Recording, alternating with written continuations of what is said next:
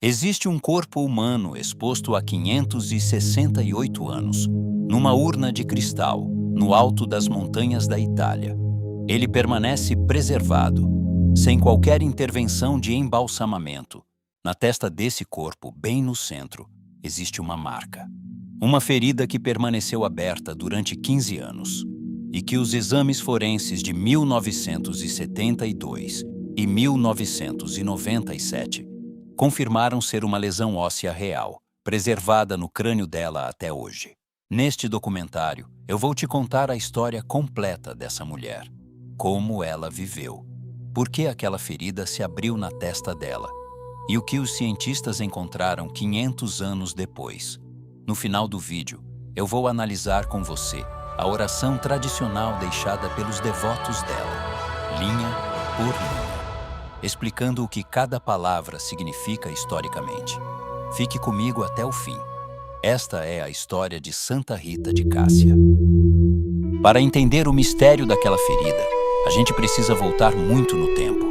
Precisa voltar ao ano de 1381, a uma aldeia tão pequena, tão escondida nas montanhas da Úmbria italiana, que muitos mapas da época nem a registravam. É lá que essa história começa. Antônio Lotti e Amata Ferri, camponeses simples, pessoas de oração profunda. Imagine a casa deles, paredes de pedra escura, o cheiro do pão recém-tirado do forno a lenha na madrugada, o som das galinhas no terreiro ao amanhecer. Eram conhecidos em toda a região por um apelido curioso. Os biógrafos registram que os vizinhos os chamavam de os pacificadores de Cristo. Sempre que havia uma briga entre famílias, uma rixa que parecia impossível de resolver, alguém sussurrava: procurem Antônio e Amata. E eles traziam a paz. Havia um problema, um desejo não realizado. Depois de mais de 12 anos de casamento, Antônio e Amata não tinham conseguido ter filhos. Ela já estava com idade avançada. Algumas fontes dizem que próxima dos 60 anos. Humanamente falando, a maternidade estava fora de cogitação. Foi então que, segundo a tradição preservada pelo Santuário de Cássia, um anjo apareceu para Amata, numa noite de oração, diante da imagem de Cristo. O anjo anunciou que ela daria à luz uma menina, e que essa menina seria um instrumento de Deus. Até o nome foi revelado, Margarida, que em italiano significa pérola. Mas a menina seria chamada pelo diminutivo carinhoso, que os camponeses da Úmbria usavam até os dias de hoje, Rita. Era uma manhã de verão, início de agosto. Segundo os registros, Rita tinha poucos meses de vida. Seus pais a haviam colocado na cesta de vime, sob a sombra de uma oliveira, enquanto trabalhavam na roça. A cesta ficava a poucos metros deles. Foi então que eles viram pontos brancos no ar. Primeiro poucos, depois dezenas, depois centenas. Um enxame de abelhas brancas, algo raríssimo na natureza. As abelhas desceram sobre a cesta e cobriram a criança. Os pais correram, mas o que eles viram os deixou paralisados. As abelhas entravam e saíam da boca entreaberta do bebê, depositando mel nos lábios, na língua. Não picavam, apenas alimentavam. Naquele mesmo instante, um camponês passava pelo caminho. Ele havia se ferido gravemente na mão durante o trabalho. Corria para Cássia buscar socorro. Viu a cena e, sem pensar, enfiou a mão envolta num pano dentro do enxame para tentar afastar as abelhas. Quando ele retirou a mão, o pano caiu no chão. A mão estava completamente curada. Rita crescia marcada por sinais do céu, mas o primeiro grande sofrimento da vida dela estava se aproximando. E vinha com o nome de um homem, Paolo Mancini.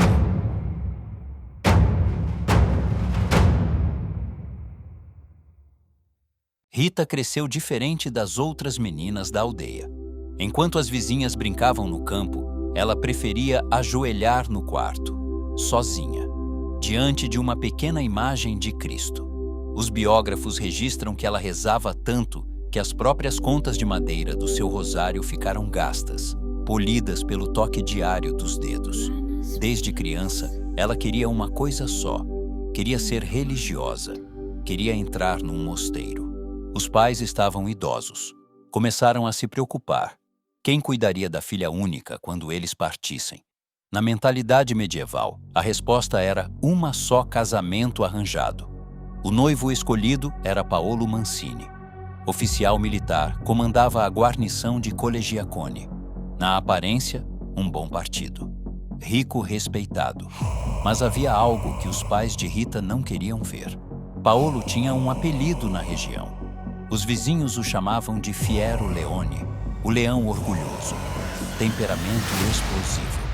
Envolvido nas rivalidades políticas que dividiam a Úmbria naquela época, Rita obedeceu, não por covardia, por obediência aos pais, algo considerado sagrado na mentalidade cristã medieval. E assim começou o que os próprios biógrafos chamam, sem rodeios, de martírio. Durante cerca de 18 anos, Rita conviveu com um marido difícil, um homem de temperamento duro, envolvido em conflitos, que não tratava a esposa com respeito. Imagine o frio da pedra onde ela se ajoelhava na madrugada, sozinha. Imagine o rosário passando entre os dedos, as contas molhadas de lágrima.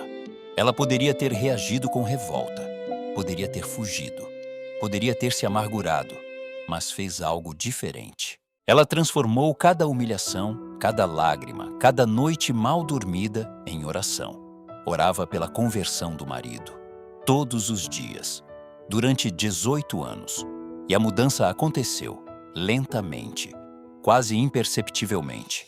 O leão orgulhoso começou a amansar. Paolo mudou. Pediu perdão à esposa pelos conflitos do passado. Começou a acompanhá-la em oração. Tornou-se, enfim, um marido de verdade, um cristão. Do casamento já tinham nascido 2 filhos gêmeos, Giangiacomo Antônio e Paolo Maria. E por alguns anos, Rita conheceu algo que parecia felicidade. Por 18 anos, Rita rezou. E a mudança aconteceu. Mas havia um preço. E o preço veio numa manhã que Rita nunca mais esqueceria. Os inimigos que Paolo havia feito nos anos difíceis não esqueceram. Rancores medievais não se apagavam com uma conversão. Eles esperavam. E num dia comum, numa manhã de primavera, Paolo saiu de casa e não voltou. Rita sentiu no peito. Aquela intuição que só uma esposa de longa data tem. Esperou a noite toda. De manhã, chegou a notícia. Paolo havia sido vítima de uma cilada, um ataque de inimigos antigos, vingança familiar. Rita era agora viúva, mas a provação dela estava apenas começando.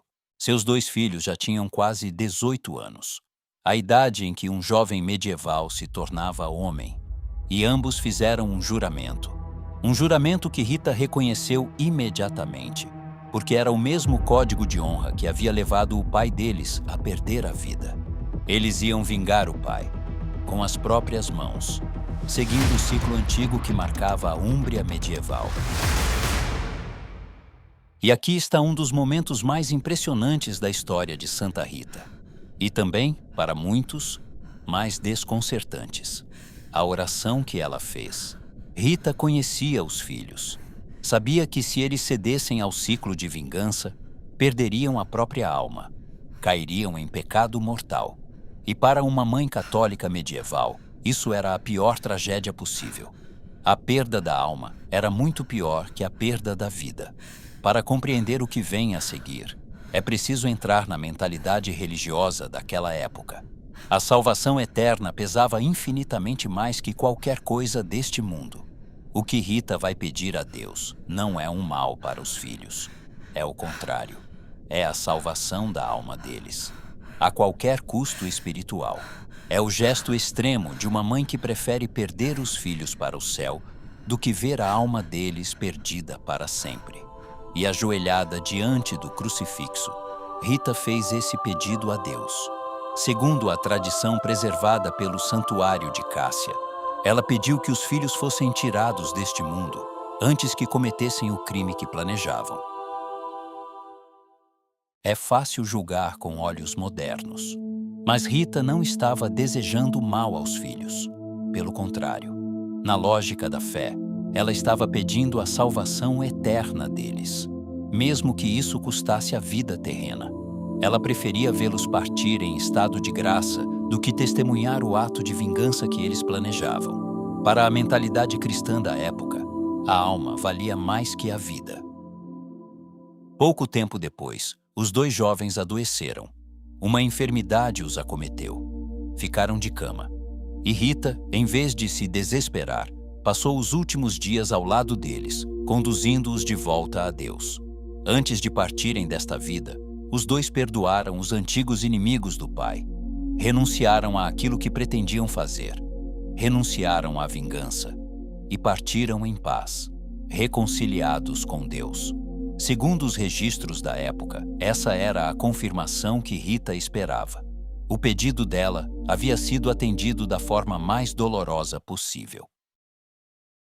Rita estava agora completamente só, sem marido, sem filhos, por volta dos 36 anos, e voltou o desejo antigo, adormecido desde a infância. Ela queria ser freira. Queria se consagrar a Deus no mosteiro das Agostinianas de Santa Maria Madalena, em Cássia. Ela foi até lá. Bateu a porta pesada de madeira. Ouviu o eco das batidas ressoar nos corredores internos. Esperou. Foi recusada. Voltou outro dia. Bateu de novo. Recusada de novo. Voltou uma terceira vez. Nada. Rita aceitou a recusa, mas não desistiu. Voltou para casa e começou a rezar, pedindo a intercessão dos seus 3 santos de devoção: Santo Agostinho, São João Batista e São Nicolau de Tolentino. Uma noite, Rita estava orando em casa. Roca Porena estava em absoluto silêncio. Só o vento nas montanhas. E foi então que ela ouviu uma voz chamando seu nome. Rita. Ela levantou a cabeça, olhou ao redor. Nada, continuou rezando. E ouviu outra vez. Rita. E uma terceira vez mais forte. Rita. Ela foi até a porta. Abriu. E na escuridão da noite, 3 figuras luminosas estavam à espera dela, vestidos com hábitos antigos, cobertos por uma luz que não pertencia a este mundo. Santo Agostinho, São João Batista, São Nicolau de Tolentino, os mesmos 3 santos aos quais ela havia recorrido. Eles fizeram um gesto, pediram que ela os seguisse. Rita obedeceu e caminhou com eles pela noite da Úmbria. A certa altura do caminho, Rita sentiu um suave empurrão. Entrou em êxtase. Perdeu a consciência do lugar onde estava. Quando voltou a si, Rita estava dentro do mosteiro, no centro do pátio interno. O cheiro de incenso ainda no ar, como se alguém tivesse acabado de rezar ali. As portas continuavam trancadas por dentro, exatamente como as freiras as deixavam todas as noites. Ninguém a tinha visto entrar. Era humanamente impossível ela estar ali.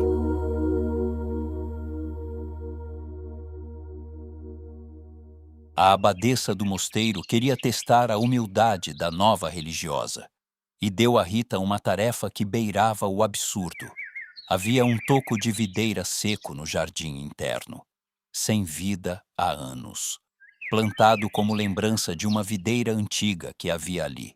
A abadesa mandou Rita regar aquele toco, todos os dias, sem exceção. Durante meses, Rita regou aquele pedaço de madeira aparentemente inútil, manhã e tarde. E os biógrafos registram que ela fazia isso em absoluto silêncio, sem reclamar, sem questionar. E a videira voltou à vida. Floresceu, deu folhas, depois deu uvas. Aquela mesma videira existe até hoje no mosteiro de Cássia, 560 anos depois. Continua dando frutos todos os anos. A videira floresceu, mas o pedido mais estranho da vida de Santa Rita ainda não tinha sido feito. Ela ia pedir a Deus uma coisa que mudaria a aparência dela para sempre. Era o ano de 1432. Rita já tinha cerca de 52 anos. Vida de oração intensa, penitência, serviço aos doentes do mosteiro. Mas havia um desejo em seu coração que ela ainda não tinha conseguido realizar. Ela queria participar de alguma maneira dos sofrimentos de Cristo. Queria sentir, ainda que em pequena medida, uma parte da dor que Jesus sofreu por amor à humanidade. E ela foi até a capela, ajoelhou-se diante do crucifixo antigo. Contemplou a coroa de espinhos e fez um pedido. Apenas uma parte da tua dor. Ela pediu para sentir uma parte daquela dor. Os biógrafos registram o que aconteceu em seguida.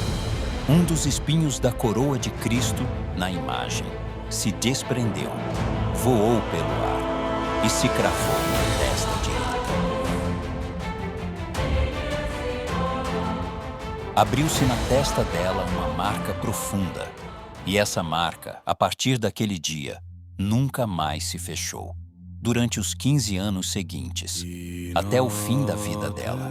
Segundo os registros do próprio santuário de Cássia, a ferida exalava um odor particular, que obrigou Rita a viver em isolamento das demais irmãs do mosteiro. Ela comia sozinha, rezava sozinha. Era evitada, não por maldade, mas pelo impacto físico da lesão aberta. Rita aceitou tudo, em silêncio, como mais uma forma de união com Cristo crucificado. Mas houve um episódio que quebrou essa rotina. Um pedido que Rita fez à abadesa, e a resposta do céu. Em 1446, Rita queria ir a Roma para a canonização de São Nicolau de Tolentino, um dos 3 santos que a haviam conduzido ao mosteiro. A abadesa recusou. Não podia permitir que uma religiosa com aquela ferida viajasse para um evento em Roma. Na mesma noite, a ferida fechou completamente. Sumiu. Só ficou uma cicatriz antiga. A abadesa entendeu. Rita foi autorizada a viajar. E quando ela voltou ao mosteiro, a chaga se abriu de novo, no mesmo lugar, e continuou aberta até o fim.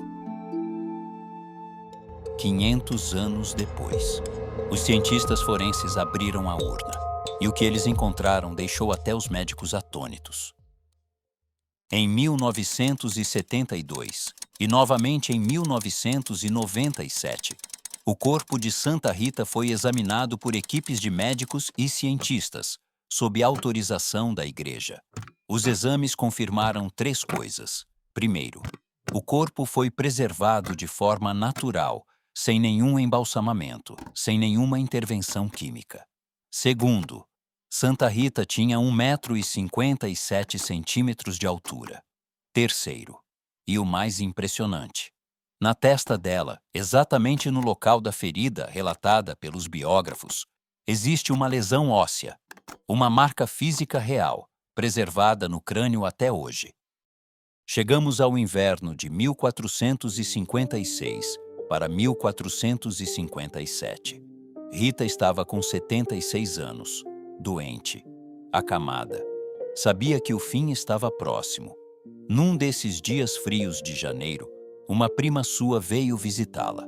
Rocca Porena estava coberta de neve, o vento batendo nas venezianas do mosteiro. Antes de partir de volta para a aldeia, a prima perguntou se Rita queria alguma coisa da antiga casa onde nascera. Rita pediu algo que parecia delírio de uma doente. Do jardim de casa, me traga 2 figos e uma rosa. A prima concordou, por compaixão, e voltou para Rocca Porena. Ao chegar no jardim da antiga casa de Rita, ela ficou paralisada. No meio da neve, uma única roseira tinha florescido. Uma rosa vermelha, perfeita, no meio do inverno italiano. E ao lado, na figueira seca, 2 figos maduros brilhavam como se fosse pleno verão. A prima colheu com cuidado. Correu pela neve de volta ao mosteiro. Rita recebeu a rosa nas mãos trêmulas e sorriu. Tinha entendido. Aqueles eram os sinais. Segundo a tradição preservada pelo Santuário de Cássia, Rita interpretou aquela rosa e aqueles figos como sinais de que o marido e os filhos estavam no céu, esperando por ela. Na noite entre 21 e 22 de maio de 1457, Santa Rita partiu desta vida. E foi aí que o mosteiro testemunhou algo que ficaria gravado para sempre nos registros da igreja. No momento exato da passagem dela, os sinos do mosteiro começaram a tocar sozinhos. Não havia ninguém na torre, ninguém puxando as cordas. Os sinos tocaram por conta própria. Um perfume suavíssimo, como de rosas frescas, espalhou-se por todo o convento. E a cela de Rita foi iluminada por uma luz brilhante como o sol. Uma das freiras do mosteiro se chamava Catarina Mancini. Ela tinha um braço sem movimentos havia anos. Não conseguia fechar a mão. Não conseguia levantar o braço. Ao se aproximar do corpo de Rita, em despedida, ela tocou o rosto da irmã com a mão boa e sentiu o outro braço começar a se mexer, imediatamente, na frente de todas as outras freiras, como as testemunhas registraram. Esse foi o primeiro milagre atribuído à intercessão de Santa Rita, minutos depois da passagem dela. Por causa dos prodígios que se multiplicaram logo após a partida, o corpo de Rita nunca foi sepultado. As irmãs o colocaram numa urna, e lá ele permanece até hoje, mais de 560 anos depois, visível aos peregrinos, na Basílica de Santa Rita de Cássia, na Úmbria, Itália. O rosto, as mãos e os pés preservados, sem qualquer intervenção química, como os exames científicos confirmaram. O processo de canonização foi longo, quase 400 anos. Ela foi beatificada em 1627, pelo Papa Urbano VIII, e em 24 de maio de 1900, o Papa Leão XIII a proclamou oficialmente Santa da Igreja Católica. Na cerimônia, ela recebeu o título pelo qual ficaria conhecida para sempre: Padroeira das Causas Impossíveis. Chegamos agora à parte final deste documentário, a oração tradicional atribuída a Santa Rita de Cássia. É um texto antigo, usado pelos devotos dela há séculos. Uma prece estruturada em 5 partes, cada parte com um significado teológico específico. Eu vou apresentar o texto com você agora. E ao longo das 5 partes, vou parar para explicar o que cada trecho significa historicamente. Porque conhecer o sentido de um texto antigo é a melhor forma de compreender a espiritualidade que o produziu. Mas antes de prosseguirmos, se ainda não segue nossa página, aproveita para seguir, dar o like no vídeo e compartilhe com quem você acha de que deve conhecer a história da Santa das Causas Impossíveis. Ó poderosa e gloriosa Santa Rita, eis a vossos pés uma alma desamparada, que, necessitando de auxílio, a vós recorre com a doce esperança de ser atendida por vós, que tendes o título de Santa dos Casos Impossíveis e Desesperados. Esse começo tem um significado profundo na teologia católica tradicional. O devoto se apresenta reconhecendo a própria limitação. Na cosmovisão cristã medieval, a humildade era considerada a porta de entrada de toda a comunicação com o sagrado. Sem humildade, a oração era vista como vazia. Ó cara santa, interessai-vos pela minha causa, intercedei junto a Deus, para que me conceda a graça de que tanto necessito. Aqui aparece um conceito essencial da teologia católica: a intercessão. Note que o devoto não pede diretamente à santa que conceda a graça, pede que ela interceda junto a Deus, porque na doutrina católica, apenas Deus concede. Os santos funcionam como intermediários, como uma figura familiar que leva o problema de quem ama a alguém mais poderoso. Não permitais que eu tenha de me afastar de vossos pés sem ser atendido. Se houver em mim algum obstáculo que me impeça de alcançar a graça que imploro, auxiliai-me para que o afaste. Essa parte contém uma das ideias mais sofisticadas da espiritualidade tradicional. A possibilidade de que o próprio devoto seja o obstáculo à graça que pede. Pode ser uma mágoa guardada, um perdão não concedido, um pecado não confessado. O texto reconhece que muitas vezes a pessoa pede algo e ela própria bloqueia a resposta sem saber. Ó Santa Rita, eu ponho em vós toda a minha confiança. Por vosso intermédio, espero tranquilamente a graça que vos peço. Santa Rita, advogada dos casos impossíveis, rogai por nós. Amém. Aqui aparece o conceito teológico dos méritos dos santos.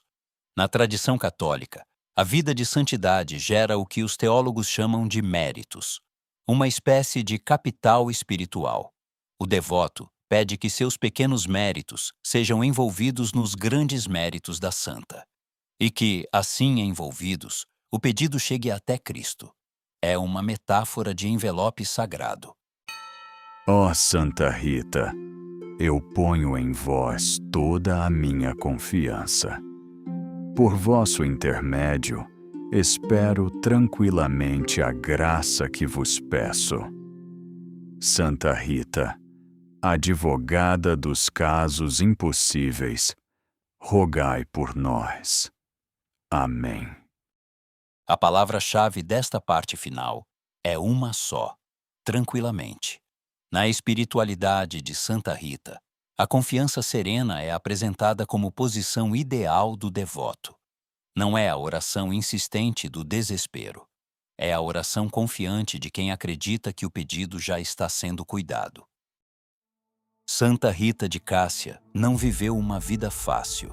Pelo contrário, ela viveu uma das biografias mais marcantes da história da espiritualidade católica. Um casamento difícil, a perda do marido, a perda dos filhos, anos de recusa no convento, uma ferida na testa por 15 anos, uma vida em isolamento. E é exatamente por isso que ela foi reconhecida como padroeira das causas impossíveis. Porque a biografia dela é, em si, uma história de limites humanos ultrapassados.